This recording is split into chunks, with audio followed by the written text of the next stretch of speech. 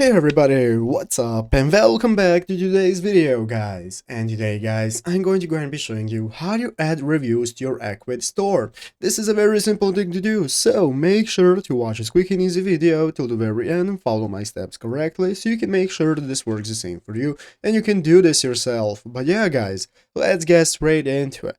So the first thing you want to do is to go ahead and open up the official Ecwid store right here at ecwid.com if you've not already, and after opening it up you'll be greeted by the main page where you can get started logging in. So if you do not already have an account, you want to go ahead and create a new one, and after logging in successfully, you'll be greeted by this home page right here, which is the main page where the left side screen you can find all the sections you can access, such as dashboard, sales, catalog, and so on.